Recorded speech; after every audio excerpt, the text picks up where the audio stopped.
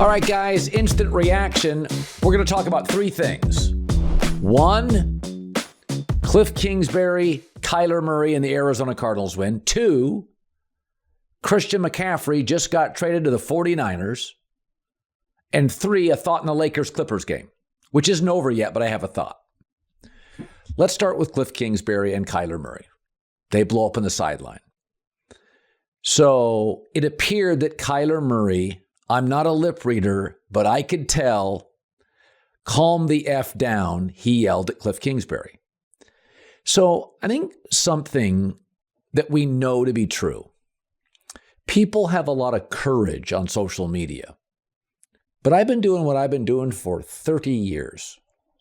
I am considered polarizing.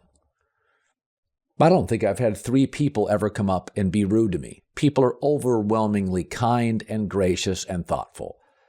People don't like confrontation. That's not who normal people, that's not what normal people act like. And the reason I bring this up, Bill Maher once said the same thing. He was interviewed on some show, and he said, he goes, in 25 years of being politically polarizing, I've probably had one person come up and be rude. People don't like confrontation, mostly because people are normal. But in sports, because of that, people don't like confrontation, so they're uncomfortable seeing confrontation. Folks, sports is all about collisions, confrontation, arguments, yelling, volume. It's not your job. And when Kyler and Cliff have a moment, that happens constantly. We just see more things than we've ever seen. That's football. Hell, my high school coach yelled at me one time, "You are effing uncoachable." I was 17. He's screaming at me.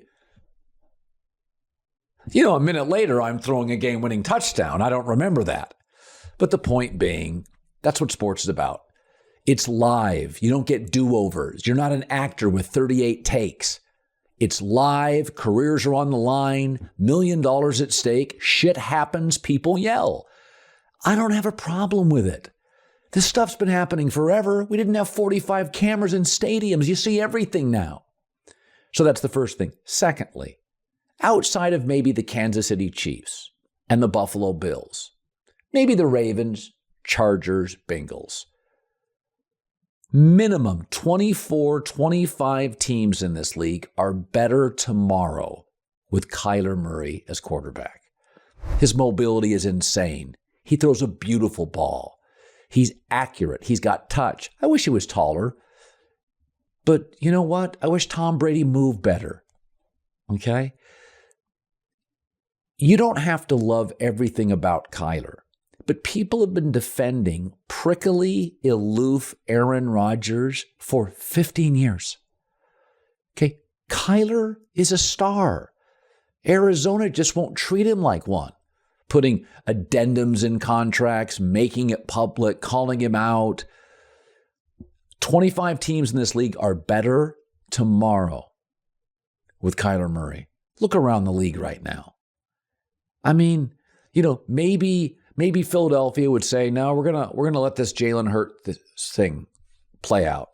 And Kansas City with Mahomes, and Baltimore with Lamar Jackson, and the Chargers with Justin Herbert, Cincinnati Joe Burrow, the Chiefs Patrick Mahomes. Come on, man, 24, 25 teams, if there was an opportunity, would make a run at him. Stop. The mobility, the accuracy, the back shoulder throws. We don't know if his coach can coach. His coach had a losing record in college with Patrick Mahomes as quarterback. There's things I know about Arizona. Roster's got ballers everywhere, speed everywhere, playmakers everywhere. Kyler's super talented. The thing I don't know, is Cliff Kingsbury a good coach? And after 3 years in his college career, my answer is,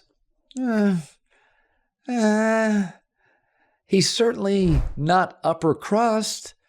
Is he middle of the pack? I think we'd all say, maybe. You can keep barking about Kyler Murray, but if you've been defending Aaron Rodgers for 10 years in the passive-aggressive nonsense, you got to understand, stars act differently. They should probably be treated differently. And most teams in this league, if Aaron and Kyler were available, would take it today. All right. Second story, Christian McCaffrey, this broke just a couple of minutes ago, has been traded to the San Francisco 49ers. Details later. I think this is another sign, and I think the Niners and Philadelphia are the two most talented teams in the NFC. I think this is another sign that the 49ers believe with Jimmy Garoppolo upright, they're a Super Bowl team. They've already given up 3 first-round picks for Trey Lance. Okay, they're giving up more picks for Christian McCaffrey. You do that, you're putting your chips all in. Meaning this GM and this coach believe this is a Super Bowl team. I think it's the right move. Listen, Buffalo and Kansas City in the AFC are absolutely the 2 best teams. This morning, tonight, in the next 24 hours, Philadelphia appears to be the best team. San Francisco is the most talented. They just had 11 starters out last week. McCaffrey added to this roster, they're telling you, we're not worried about the future. This is a Super Bowl winning team with Jimmy Garoppolo playing quarterback. You don't give up draft capital, more draft capital, because you think you could make the playoffs. They're looking around and going, Elijah Mitchell's coming back, Trent Williams coming back, all these weapons, let's add another one, go all in. I think it's the right move. I've said this. The Rams push their chips all in. They won a Super Bowl. Now, what happens when you do that? You get cluster injuries. They're thin on the offensive line. Andrew Whitworth retires. Brian Allen, the center, gets hurt. All of a sudden, it looks really, really ugly. I thought the Rams may go in on Christian McCaffrey. But like the Niners, they don't have a lot of first-round picks. But I've said this before. Aggressive wins in sports. You can sit back. You can wait. But you win a Super Bowl like Les Snead and Matt Stafford and Sean McVay did, it gives you like a 3-year safety net. You know what I mean? There's a lot of pressure. There's billions of dollars at stake. Kyle Shanahan's a good coach.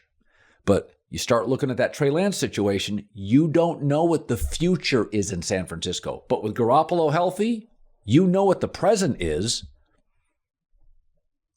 It's Philadelphia and you probably vying for the NFC Championship. You have no idea what Trey Lance is. Could be great. Don't know. You know what Garoppolo is, like the move. All right, I want to talk about Lakers-Clippers. Now, as I'm recording this, the game is not over. It's halftime. Lakers have played well. But it's very interesting. In the first game and a half, Warriors 4 quarters, Clippers 2 quarters. The Lakers are shooting 17 of 64 from three-point land. That's like 25%, maybe a little less. This was a team that strongly considered trading Westbrook for Buddy Hield and giving up some draft picks and what have you. One of the reasons I think it's important to make that move and not wait. Number one, Los Angeles is a busy, distracted market. Nobody cares about the future. They care about now. And the Lakers have always had an advantage on the rest of the league that the NBA is mostly a winter league and the weather here in the winter is great. As sports and entertainment have converged, obviously, a lot of athletes and agents more than ever want their players in LA. I mean, hell, the Clippers now can get Paul George and Kawhi Leonard. The Clippers can get Ty Lue, the coach. The Lakers still have a bigger brand. And so if you look at the Lakers' schedule, it's backloaded. They get much easier games before the trade deadline. What they would like to do is, at the end of the season, if the Lakers are still viable, you've got a lot of the bigger Laker games when people start watching the NBA. That's after the NFL seasons. ends February, March, April, May. So they have a lot of big Laker games at that juncture of the season. Early in the season, Utah Jazz, you've got some beatable teams. You've got the Spurs, Portland Trail Blazers a couple of times. This early season schedule, there's some really winnable games. Now's the time to get Buddy Hield in. Okay, you make this move at the trade deadline. How long before Buddy Hield, the chemistry with LeBron, that takes 15, 20 games to work, right?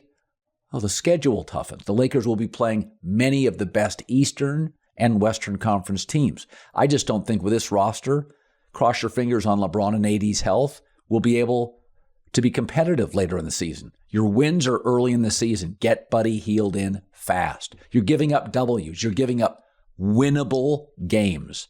So it'll be interesting. Through 6 quarters, the Lakers are shooting 24, 25%. LeBron, after the Warriors game, and he said it with a smile, he said, we don't have a lot of great shooters.